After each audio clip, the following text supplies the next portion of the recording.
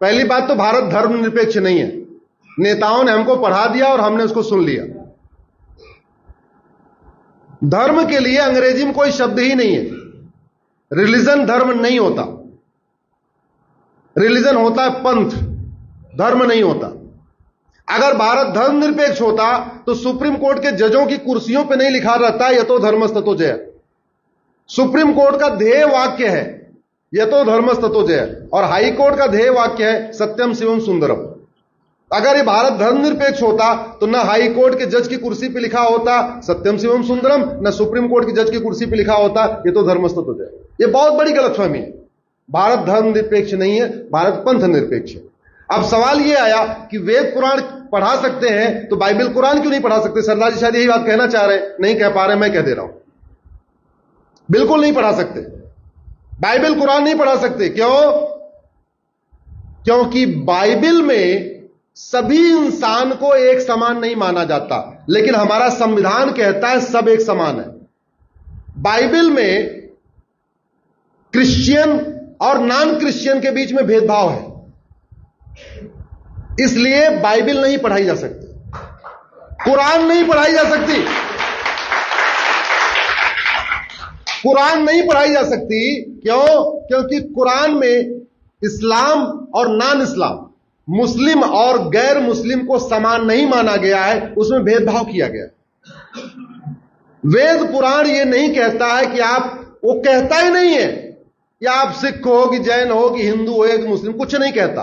वो तो कहता है अष्टांग योग का पालन करो, यम नियम का पालन करो, स्वाध्यायी बनो, सदाचार करो, इस तरीके की बातें हैं। इसलिए वेद पुराण पढ़ाया जा सकता है। सनातन, आप इसको दो तरीके समझिए।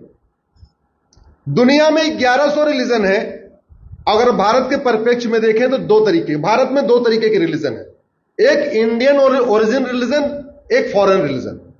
एक वो रिलीजन है, रिलीजन और धर्म में सरदार जी, अब आप, अरे सरदार जी सवाल पूछ लिया, जवाब नहीं सुन रहे हो। हाँ, आपने पूछा, सुन तो लो। भारत में दो तरीके के पंथ हैं, रिलीजन है, धर्म नहीं। धर्म तो पूरी दुनिया में एक ही है, सनातन धर्म। दो तरीके के पंथ हैं,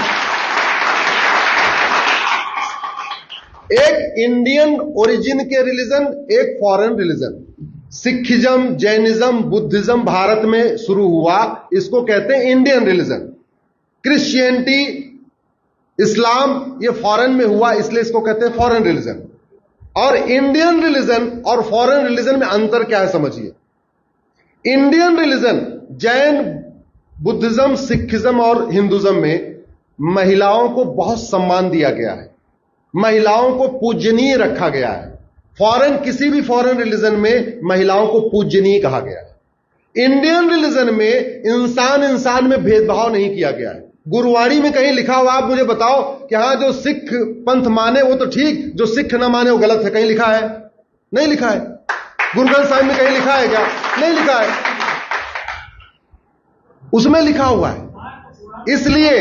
इसलिए पहली बात तो दुनिया में धर्म एक है, पंथ अलग अलग है। लेकिन जो लोग ये कहते हैं कि सब धर्म एक समान है, बिल्कुल गलत बात है। जब सबकी किताबों की शिक्षा अलग अलग है, किताबों में ऊंच नीच का भेदभाव है, कुछ किताबों में छुआछूत की बातें हैं, तो सब एक समान कैसे हो सकते? हाँ, हिंदुज्म, जैनिज्म, बुद्धिज्म, सिखिज्म की लगभग टीचिंग एक जैसी है। न किसी में धर्मांतरण करना सिखाया गया है, न किसी को यह सिखाया गया है कि जो न माने उसको कत्ल कर दो। कहीं यह नहीं लिखा गया कि जो नहीं मानता उसको कैसे भी करके धोखा देके, लालच देके, प्यार से उसको कन्वर्ट करके लाओ। न गुरु ग्रंथ साहिब में लिखा है, न कहीं जैनिज्म में लिखा है, न बुद्धिज्म में लिखा गया, न सिखिज्म में लिखा है, न सनातन धर्म में लिखा गया। इसलिए भारत धर्म निरपेक्ष नहीं है, भारत पंथ निरपेक्ष है। और ये बातें इसलिए नहीं पता है क्योंकि हम लोगों को, इसलिए वेद पुराण को पढ़ाना जरूरी है। हमारे बच्चों को पता रहे, हमारे पास हर चीज का जवाब हो, हम कहीं अवाक न हो जाए। उसका एक ही तरीका है कि भारत में सनातन शिक्षा लागू हो। सनातन शिक्षा लागू होती ना आप ये सवाल पूछते ना मैं आपको जवाब देता।